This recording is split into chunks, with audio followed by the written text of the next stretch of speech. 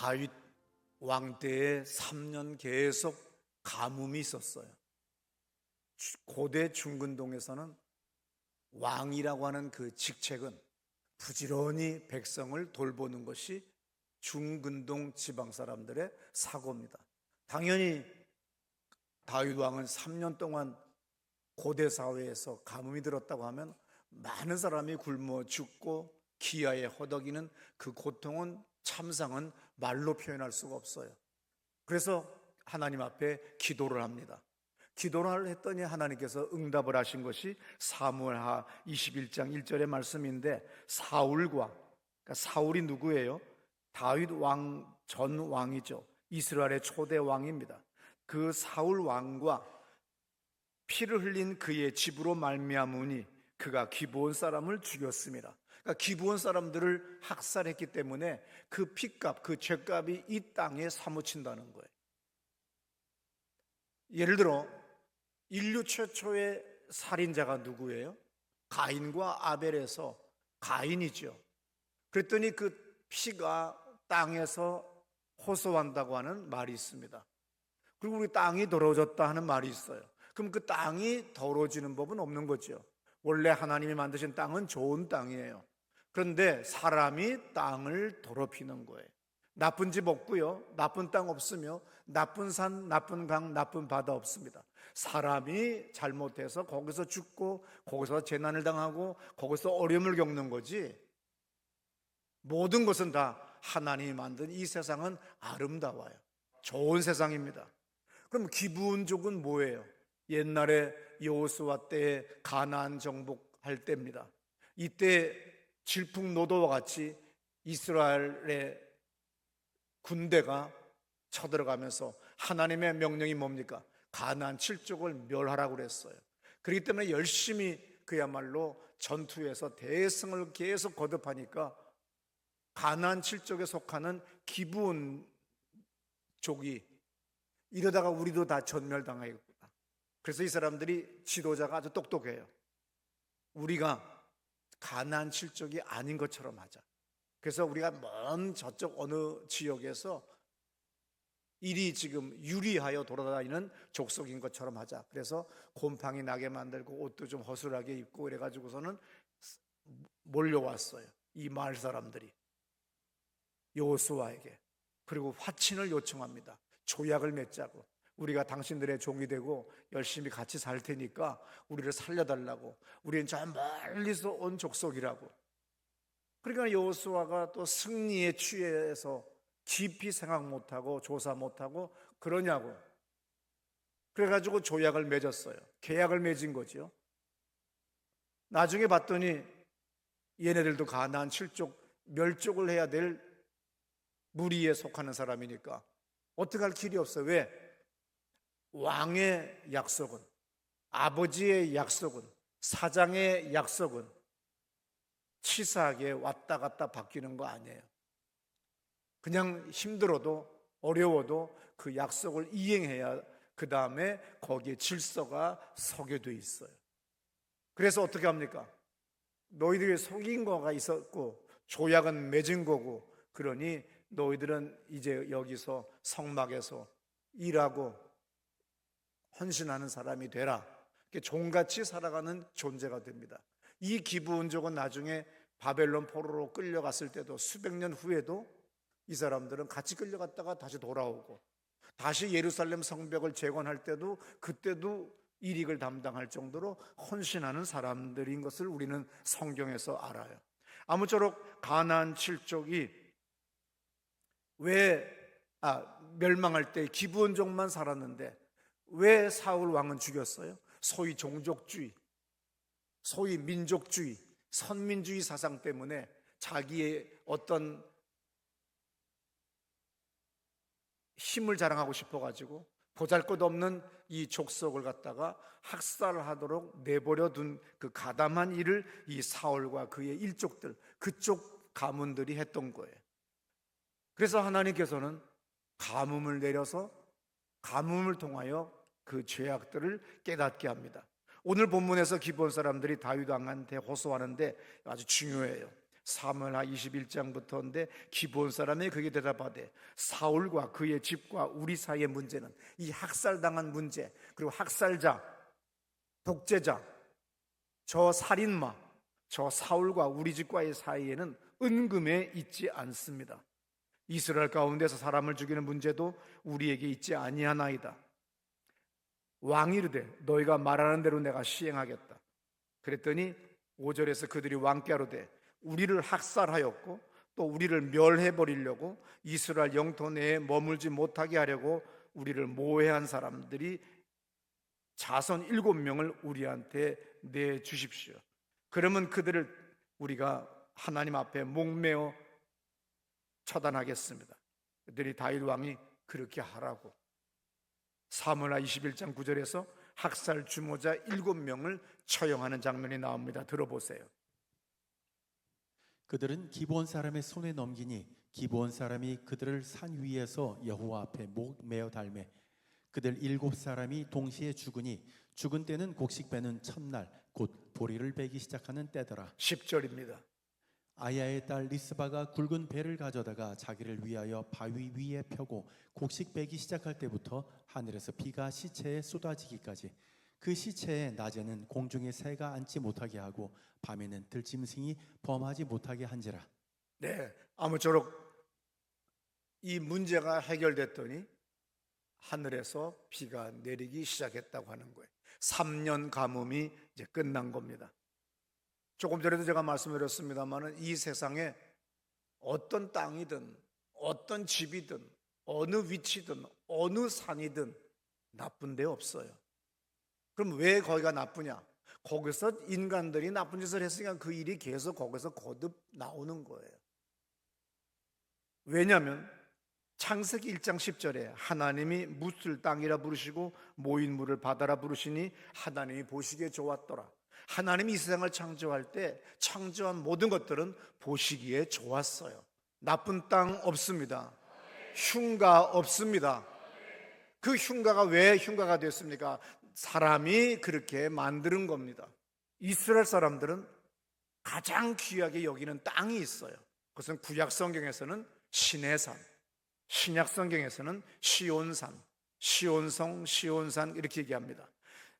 시내산에서 모세는 하나님부터 말씀을 듣고 십계명을 받았어요. 그것이 출애굽기 19장 3절부터의 말씀인데 아주 중요한 말씀이기 때문에 여러분들이 들어보셔야 됩니다. 모세가 하나님 앞에 올라가니 여호와께서 산에서 그를 불러 말씀하시되 너는 이같이 야곱의 집에 말하고 이스라엘 자손들에게 말하라. 내가 애굽 사람에게 어떻게 행하였음과 내가 어떻게 독수리 날개로 너희를 업어 내게로 인도하였음을 너희가 보았느니라. 세계가 다 내게 속하였나니 너희가 내 말을 잘 듣고 내 언약을 지키면 너희는 모든 민족 중에서 내 소유가 되겠고 너희가 내게 대하여 제사장 나라가 되며 거룩한 백성이 되리라. 그래서 모세가 출애굽기 19장 8절에서 백성들을 불러다가 그렇게 장로들을 불러다가 이야기를 했습니다. 그랬더니 어떻게 됐습니까? 백성이 일제히 응답하여 그랬어요. 이르되 여호와께서 명령하신 대로 우리가 다 행하리이다. 모세가 백성의 말을 여호와께 전하매 그랬어요. 그래서 19장 8절에서 백성들은 하나님께 응답을 했습니다. 결론은 뭐가 됐죠? 하나님과의 계약이 성사됐어요. 그래서 우리는 이제 하나님의 거룩한 백성 그리고 제사장 같은 족속이 됐어요. 우리는 아주 남다른 존재가 된 겁니다. 온 세상에 수많은 민족이 있지만 오직 하나님과 계약한 민족은 오늘 이스라엘 민족밖에 없는 거지요.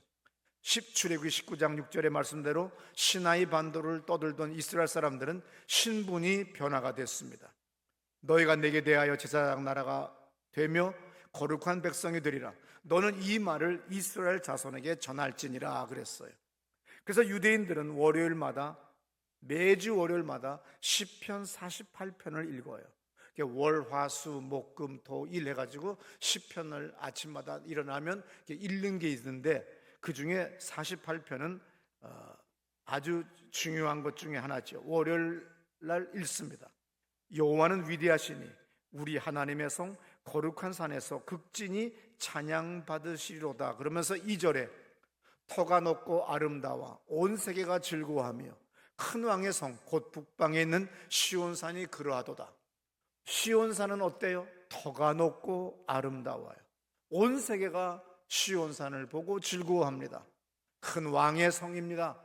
그러면서 곧 북방에 있는 시온산이 바로 그러하다 그랬어요. 땅은 좋은 땅입니다. 시온의 땅, 시온성은 좋은 성입니다. 그런데 세월 지나서 사람들이 변질되고 타락을 했습니다. 선택받은 거룩한 땅에서 범죄를 했어요. 타락의 결과는 남북 이스라엘이 이렇게 완전히 망해버리고 나라가 달라졌지요. 소위 거룩한 땅을 회파되었고 점령당했습니다. 아주 중요한 것이 있는데, 연대, 우리가 옛날 고려, 조선 공부할 때 막 분노가 치밀어 올라요. 고려 때 유명했던 인간이 또 조선 시대 때도 그 똑같은 인간의 이름이 있는 거라. 그러면 이게 또 헷갈리는 거예요. 그렇잖아요. 뭐 태종, 태세, 문단세하고서 한참 잘 외우다가 이게 또 고려 때도 그렇고 비스기리해지고, 이게 고려 때 거야, 이게 조선 시대 거야, 뭐 이런다든지, 뭐 누구의 이름이 나오는데 조선 시대 때는 그 사람이 무인이었는데 고려 시대 때는 저것이 문관이었어. 무관이었어요. 그러면 이제 혼란이 오기 시작을 하는 거예요. 연대도 왜 이렇게 많은지. 그런데 기독교는요, 딱 몇 개만 외우면 되느냐면 BC 922년입니다. 이스라엘이 남북으로 나뉘어졌어요. 그 다음에 정확하게 외우기 좋게 BC 722년에 신아시리아 제국으로부터 북이스라엘이 멸망했습니다. BC 587년, 이건 아주 중요하기 때문에 BC 587년에는 신바벨론 제국으로부터 남유다가 멸망을 당하고, 서기 70년에 로마 제국이 예루살렘의 성전을 예수님이 마태복음 24장 1절부터 2절의 말씀했듯이 돌 위에 돌 하나 남지 않듯이 완전히 다 뭉개버렸어요. 초토화를 시켜버렸죠. 아주 그냥 평지를 만들어버렸어요. 이렇게 망한 겁니다. 그래서 우리는 이 연대 4개 정도는 우리가 기본 그리스도인의 상식으로 우리가 외워둬야 되는 거죠. 예언자 중에서 자신의 예언을 문서로 남긴 예언자를 문서 예언자라고 그래요. 그럼 그 전에, 이전의 예언자들은 뭐예요? 엘리야, 엘리사, 이런 사람들은 우리가 구전으로 배우고 들은 거예요. 엘리야, 엘리사는 자기가 글로 남기지를 않았어요. 자기 예언을 다른 사람들이 구전으로 남긴 거예요. 그런데 문서로 남긴 예언자를 문서 예언자라고 하는데, 최초의 문서 예언자가 아모스입니다. 그러면서 주전 8세기의 예언자가 아모스, 호세야, 이사야, 미가예요. 주전 7세기 예언자가 스바냐, 나움, 하박국, 예레미야입니다. 이 많은 예언자들이 계속해서 백성들에게, 왕족들에게, 제사장들에게 회개를 촉구합니다. 너희들의 죄악이 우리에게 멸망의 날이 올 수도 있고 우리가 참으로 어려운 날을 살 수 있으니 너희들 회개하라고 계속해서 회개를 촉구합니다. 어떤 예언자는 이런 예언도 해요. 너희들 침대가 상하다리다. 이제 부정부패가 얼마나 심해졌는지 침대 다리가 코끼리의 상하로 다리를 만들었어요. 와, 그거 대단해. 그거 밟을만 해도 그거 대단할 것 같아요. 별의별 별장까지 만들어요. 그 옛날에 2000년 전, 3000년 전, 그 전에도 벌써 별장을 만들고 호사스럽게 삽니다. 백성들은 가난하게 삽니다. 그래서 예언자들이 계속해서 기원 8세기 전 7세기 예언자들이 이야기를 하죠. 그런데도 사람들은 거들떠보지 않아요. 그래서 그 거룩한 땅, 터가 높고 아름다운 그 거룩한 산, 신의 산이든 시온산이든 이것도 다 보잘것없이 멸망당하고 가루가 되어버린다고 하는 것이 역사에서, 성경에서 하나님이 우리에게 하시는 말씀이에요. 그러므로 굿했다고 해서 그 땅이 좋아지는 게 아니라 내 마음을 돌이켜야 돼요. 내가 회개를 해야 돼요. 내가 하나님이 말씀하신 명령대로 올바르게 살아야 돼요.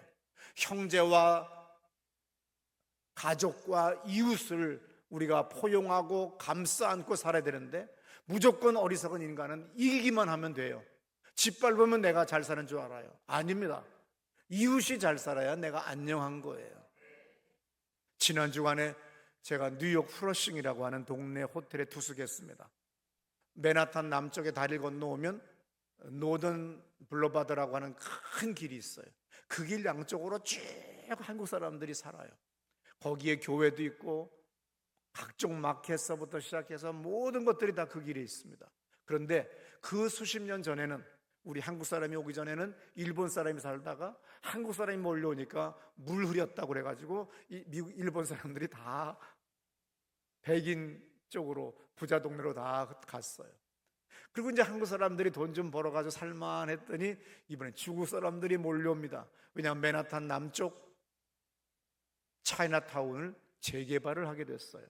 99년 동안 중국 사람들한테 그 땅을 빌려줬다가 이제 99년 됐으니 가라고 그래가지고 이제 중국 사람들이 전부 다 이제 그 땅에서 나오기 시작했어요. 그러니까 이 사람들이 갈 데가 어디 있어요? 그냥 다리 건너자마자 한국 사람들이 많이 사는 이 플러싱, 퀸즈 이 지역으로 전부 다 막 오기 시작합니다. 나는 아무 생각 없었어요. 또 그 교회 목사님도, 그 교회 권사님 말씀이 이번에 강사 목사님 오시는데 호텔은 어디다가 할까? 그 플러싱 거기에 보면은 거기 호텔 좋은 거 있어요. 그 10년 전에나 좋았지 지금 좋았겠어요? 근데 이미 중국 상권이 들어온 거예요. 전당포, 꼬치구이, 길바닥까지 완전히 내가 중국 심양에 왔나? 내가 홍콩 뒷골목에 왔나? 막 두렵고 떨려요. 왜냐하면 누가 내 뒤통수 잡고 돈 뺏을까 봐. 로스앤젤레스는요, 어느 집사님이 이번에 한국으로 역이민 오세요. 아니 왜 와? 한국에 수입도 없을 텐데 했더니 가장 좋은 30층짜리 빌딩에 자기 사무실이 있는 사장이에요, 이 여자분이. 그런데 자기네 주차장 들어갈 때 아무나 들어오면 안 되니까 이렇게 뭐야고 신분증 같은 거 갖다 딱 대면 차단기가 올라가잖아. 그래서 딱 대는 순간에 흑인이 달려와서 탈을 탁 잡더니 내놓으라고. 이 여자가 얼마나 놀랐는지. 이제는 LA 시내 한 복판에 한인타운 가장 번화한 곳에도 이제는 길 가다가 얻어맞고 길 가다가 뒤통수 맞고 길 가다가 맞아 죽는 일들이 계속 생기는 거예요. 그러니까 사람들이 전부 다 이제는 어떡합니까? 역이민하는 거예요. 근데 뉴욕도 그런 거예요.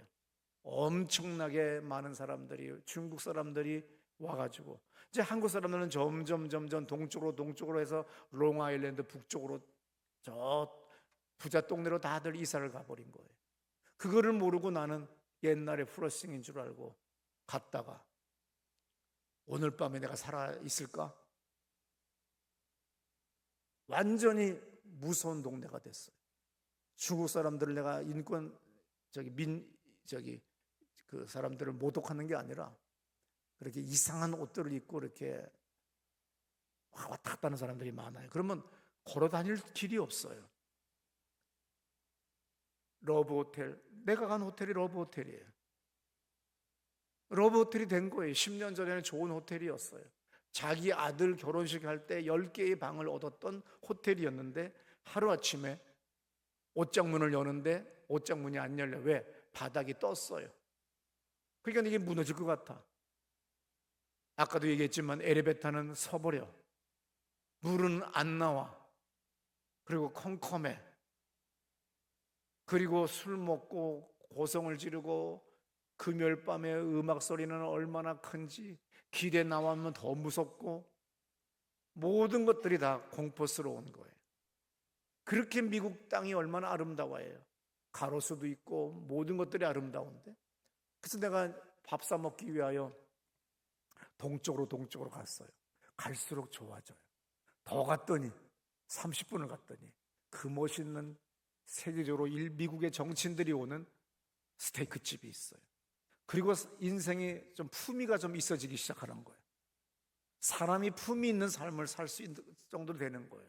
똑같은 땅인데 사람이 땅을 바꾸더라는 겁니다. 사람이 땅과 도시를 변화시킨다는 것을 이번에 절절히 제가 깨달은 거예요. 전 세계적으로 경제가 매우 어렵습니다. 미국은 많은 사람들이 홈리스가 돼가지고 거리로 나왔어요. 한인들이 살고 있는 주택가에도 드디어 홈리스들이 한국 사람 사는 담장에다가 끈을 묶어놓고 자기들의 텐트를 쳐놓고 살아요. 그러니 한국 사람들도 점점 이제는 한인타운에서 멀리 백인들이 사는 도로로 이사를 가려고 할 정도로 그렇게 미국의 경제도 엄청나게 어려워졌습니다. 사람들이 어렵고 힘들어지면 어떻게 됩니까? 분노합니다.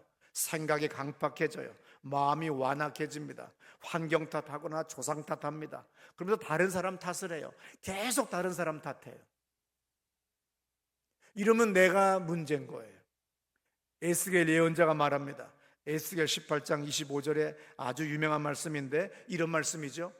야, 네 아버지가 미국에 사시는데, 네 아버지가 저 전라도에 저 경상도에 사시는데 신포도 먹었더니 이빨이 쉬셨어.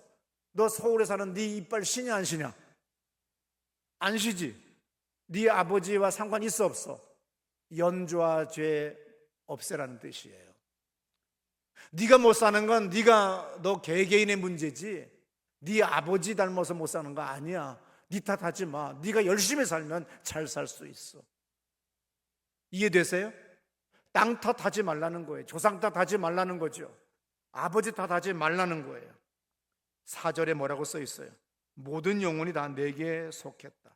아버지 영혼도 내게 속했고 아들의 영혼도 내게 속했지 아들의 영혼이 아버지에게 속하지는 않은 거야.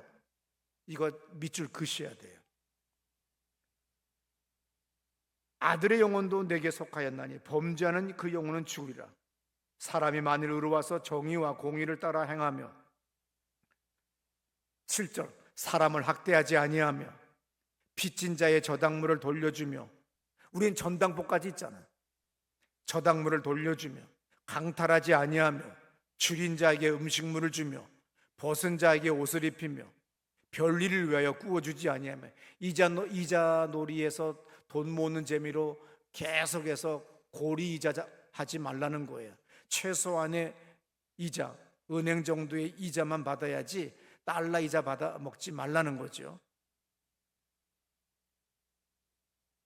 음식물을 주며 벗은 자에게 옷을 입히며 별일을 위하여 꾸어주지 아니하며 이자를 받지 아니하며 스스로 손을 금하여 죄를 짓지 아니하며 사람과 사람 사이에 진실하게 판단하며 내 율례를 따르며 우리는 오직 내 율례를 따르며 하나님의 율례를 따르며 내 규례를 지켜 진실하게 행할진대 그는 의인이니 반드시 살리라.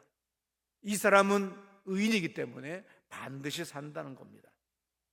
그러므로 여러분들 세상이 날씨 때문에 경기 때문에 경제 때문에 어렵고 힘들어도 누구 탓하지 말라는 거죠.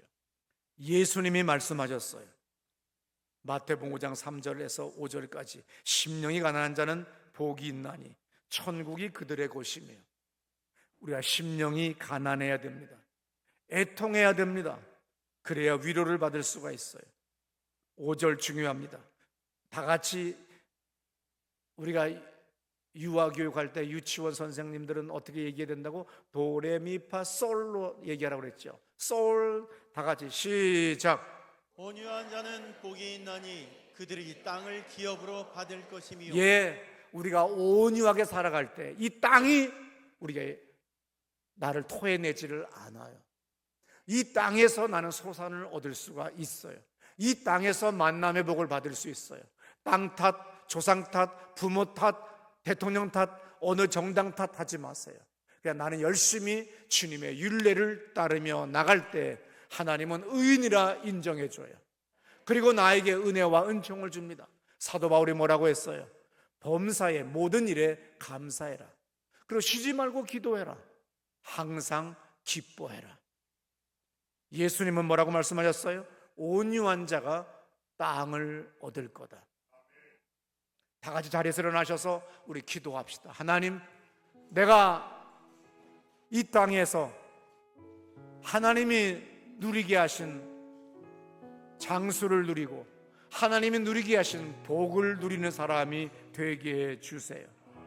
땅을 얻고 누릴 수 있는 신앙을 갖게 해 주세요. 내가 누구 탓하지 않겠습니다. 정치, 정당, 대통령 아니면 조상, 부모 탓, 그 모든 것 다 버리겠습니다. 오직 주님만을 앙망하며 주님의 율례를 행하겠습니다. 아버지, 축복해 주세요. 이 가을에 내가 추수를 풍성하게 얻을 수 있도록 함께 해주세요. 우리 오른손 번쩍 들고 기도합니다. 아버지 하나님, 이 시간에 우리가 예수의 이름으로